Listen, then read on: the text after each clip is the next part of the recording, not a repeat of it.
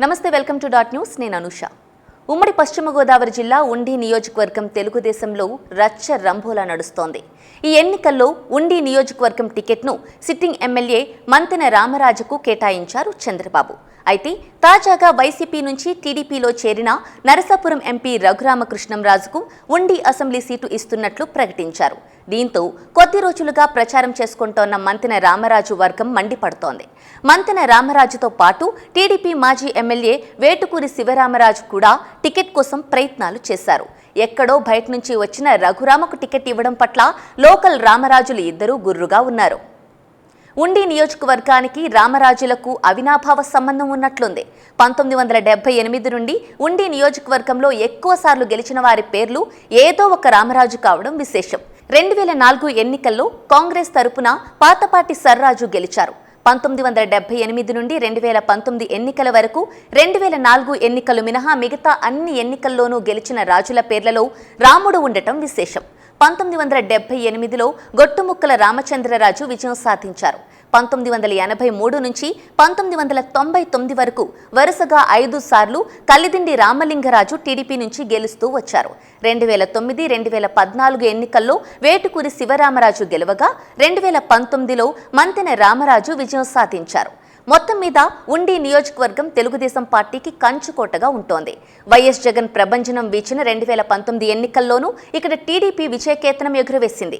ఈ ఎన్నికల్లోనూ గత ఎన్నికల్లో గెలిచిన మంతెన రామరాజుకే టికెట్ కేటాయించారు చంద్రబాబు. అయితే ఆ తరువాత అనుకోని పరిణామాలు చోటు చేసుకున్నాయి. నరసాపురం ఎంపీ రఘురామకృష్ణంరాజు మరోసారి అదే ఎంపీ సీటు నుంచి కూటమి తరపున పోటీ చేయాలనుకున్నారు. అయితే బీజేపీకి కేటాయించిన ఆ స్థానంలో బీజేపీ భూపతిరాజు శ్రీనివాసవర్మకు టికెట్ ఇచ్చింది.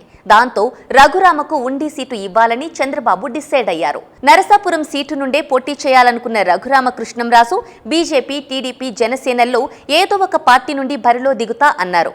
అయితే 3 పార్టీలు టికెట్ ఇవ్వకపోయేసరికి రఘురామ చంద్రబాబు నాయుడుపైనే ధ్వజమెత్తారు. తనకు సీటు సంపాదించలేని వారు పోలవరం ప్రాజెక్టును ఎలా సాధిస్తారు అంటూ మండిపడ్డారు. అయితే కూటమి నేతలంతా కలిసి రఘురామను బుజ్జగించి ఏదో ఒక సీటు ఇస్తామని ఆఫర్ ఇచ్చారు.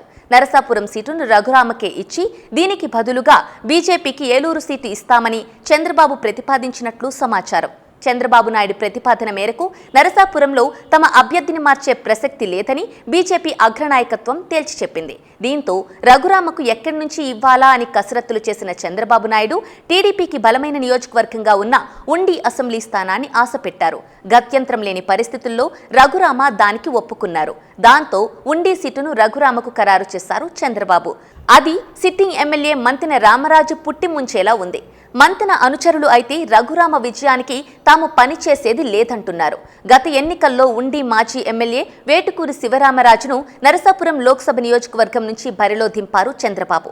ఆ ఎన్నికల్లో వైఎస్ఆర్ కాంగ్రెస్ తరపున బరిలో నిలిచిన రఘురామకృష్ణంరాజు విజయం సాధించారు.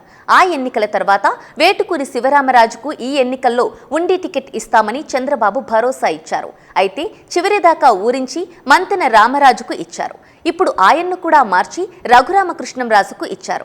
మొత్తానికి ఈ 3 రాములలో 2 రాములు రఘురామను ఓడిస్తామంటున్నారు. దీంతో ఉండే ఎన్నిక ఆసక్తికరంగా మారింది. Please subscribe .news.